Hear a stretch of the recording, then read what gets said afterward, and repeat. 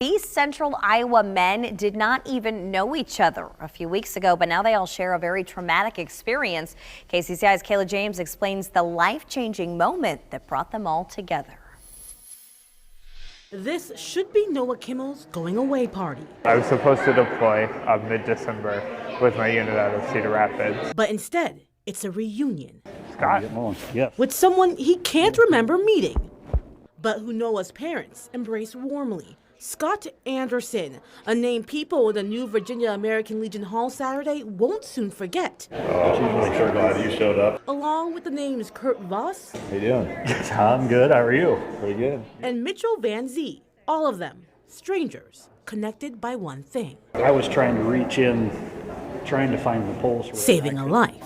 Something Noah has a lot of experience in. I'm a nurse first. I'm a nurse. I've been a nurse for like 4 years. I'm in the ER tending to things that have come in. Helping people whose lives are hanging in the balance. But on one particular October day, thinking we were going to plan a funeral and not having to, thank you, Jesus. Noah's life was the one in danger.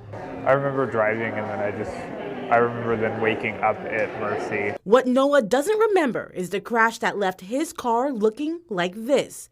What he doesn't remember is Scott, Kurt, and Mitchell Just and sitting back in the seat, and that's when he went. working together to save his life.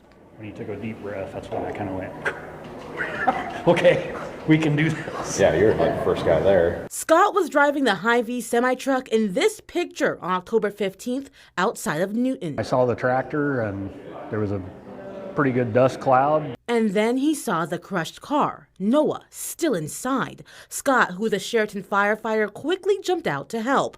Mitchell, who was driving the tractor, called Kurt, who brought a medical kit with a neck brace to Scott. He opened my airway and put on a neck brace and kept me calm. And then somebody asked me what we needed. I was like, we need an ambulance and a helicopter now. Yeah, I remember you yelling that back at me. I didn't know who was mine. Nearly 2 months later, the group can laugh because Noah, who suffered from brain bleeds and 16 broken bones, is alive. All y'all were in the right place at the right time. Cannot thank none of you enough.